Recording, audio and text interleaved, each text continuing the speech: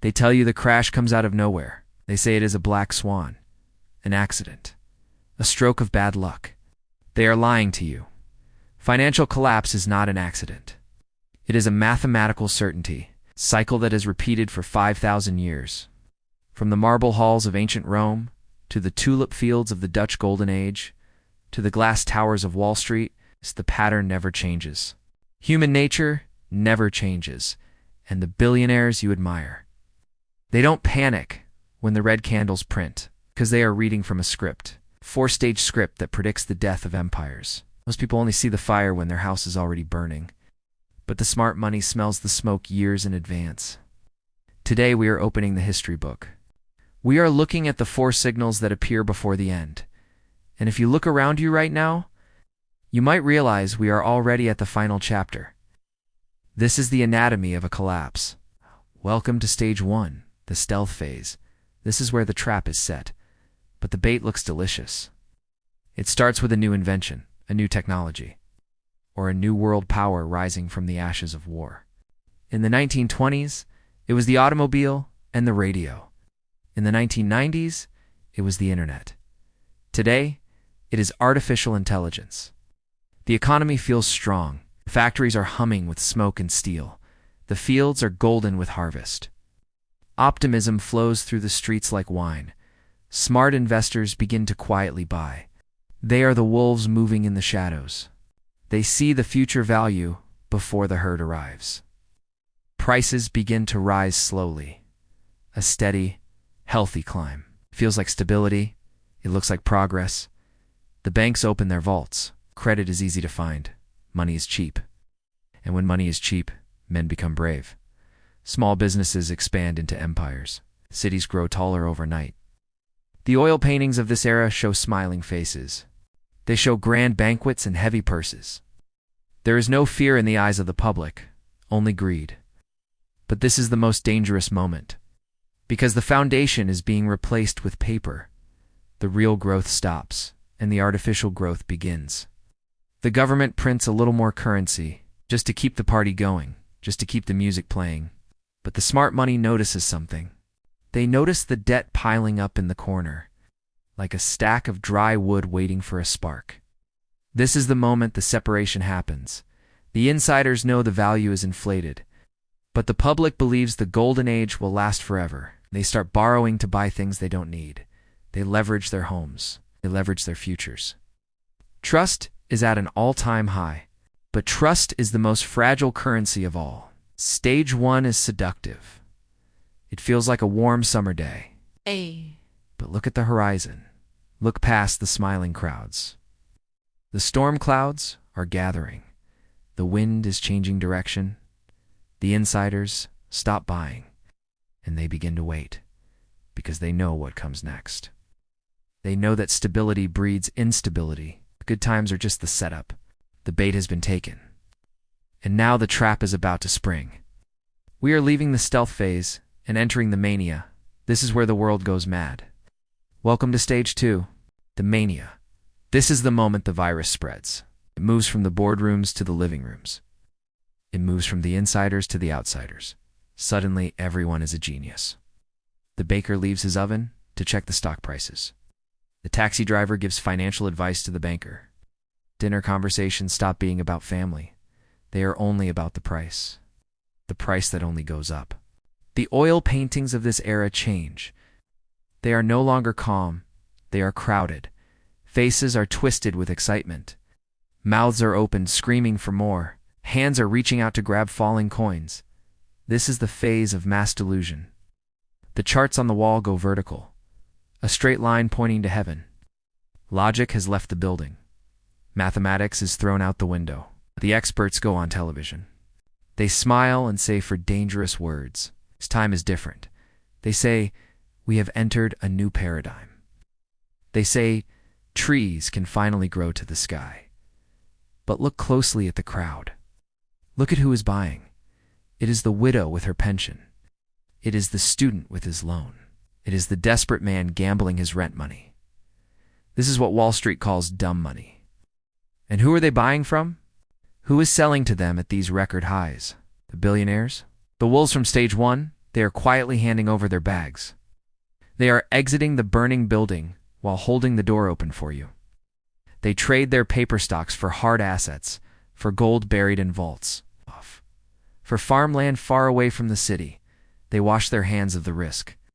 But the party in the street is too loud to notice. The music is deafening. Champagne flows like water in the gutters. Every dip is bought. Every warning is mocked. The bears are slaughtered. The skeptics are silenced. To not participate feels like a punishment. The fear of missing out is a powerful drug.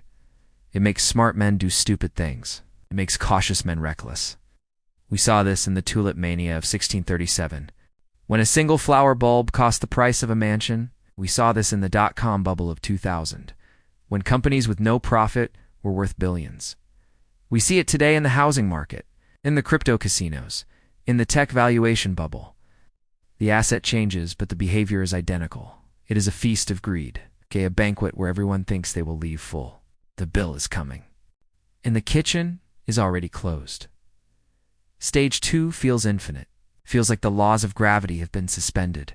But gravity is patient. Gravity always wins. The peak is not a jagged mountain. It is a rounded top. A slow exhaustion. The buying pressure runs out of breath. There is no one left to buy. Every fool is already fully invested. The air gets thin at the top. The candles start to flicker. The frantic screaming turns into a nervous whisper. The billionaires are gone. They are watching from their lifeboats, waiting for the ship to snap in half. The mania is over. The euphoria is fading. And now the fear begins to creep in. The floor is about to give way. Prepare yourself. We are entering stage 3. The blow-off top. The crash. It does not happen all at once. It starts with a whisper. A single bank fails. Single rumor spreads. The chart stops going up. It hangs in the air for a moment, like a coyote running off a cliff, suspended by belief alone.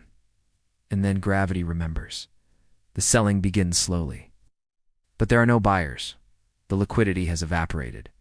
The exit doors are welded shut. The oil paintings of this era turn dark. The bright colors of the mania fade to gray. The smiles turn into screams. The phone lines are jammed. The trading apps freeze. System error. Try again later, but later is too late. The smart money is already gone. They sold their shares to you at the top. Now they are watching from the shore. As the waves crash over the ship, panic is the most contagious force on Earth. It's faster than any virus. Everyone tries to sell at the same second. The price collapses vertically. The red candles are long and violent. They look like daggers stabbing the chart. Fortunes vanish in an hour. The pension fund is empty. The home equity is gone. The student loan remains. The denial sets in. It will bounce back, they say. I will just hold, they pray. But the market has no mercy. It does not care about your prayers. It only cares about leverage. Margin calls begin to ring out like funeral bells. The banks demand their money back. They seize the assets. They seize the homes. The new paradigm is exposed as a lie. The genius investors look like fools. The experts on TV suddenly change their tune. They wear black suits and somber faces. No one could have predicted this. They lie. But we knew. History knew. The statues of the old heroes are pulled down. Glass towers feel fragile. The streets are filled with confusion. Why did this happen? Who stole the wealth? It wasn't stolen. It never existed. It was a phantom, a dream induced by cheap debt. And now the dreamer has woken up. In a cold room, with nothing but the clothes on his back, this is the moment of maximum pain. The bottom feels like it will never come. Every support level breaks. Every safety net tears. The government tries to speak. But their words have no power. Trust has been burned to ash. The currency in your pocket feels lighter, buys less bread than it did yesterday.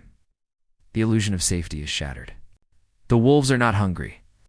They are feasting on the carcasses of the reckless. They buy the ruins for pennies on the dollar. They buy the factories. They buy the land.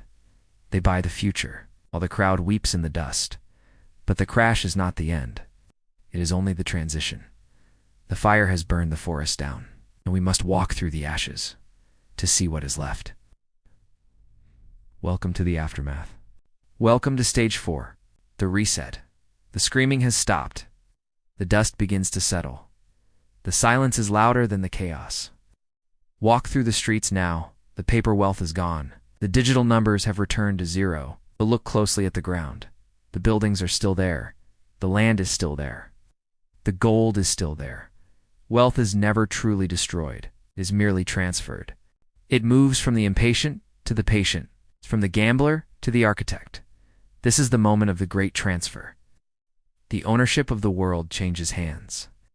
The billionaires who sold at the top, they emerge from their shelters. They walk into the ashes with cash in their hands. They pick up the pieces of the empire. They buy the bankrupt companies, buy the empty homes. They consolidate power while the crowd is paralyzed by fear. The oil paintings of this era show a new dawn, but it is a cold sun. The weak have been washed away. Only the strong remain. A new currency is introduced to replace the broken one. Leaders promise it will be stable. They promise this will never happen again, but they are lying, because the cycle does not end. It only resets. The clock is wound back to zero. The game begins again. The memory of the pain will last for a generation. Fathers will tell their sons to save, to trust nothing but hard assets.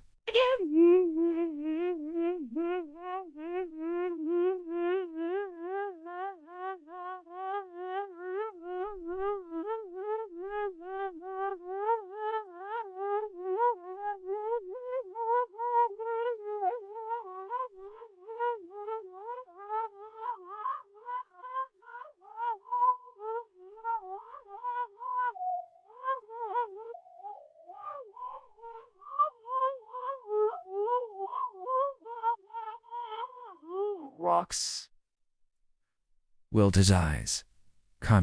Greed will grow in the garden once more. The wheel will turn back to stage one. This is the lesson of empires. From Rome to Weimar to Zimbabwe, no fiat currency survives forever. No bubble expands into infinity. There is always a reckoning. The question is not if it will happen. The question is when, and more importantly, where will you be standing when the music stops? Will you be the victim in the crowd, holding bags of worthless paper, or will you be the architect, waiting in the shadows, ready to build on the ruins?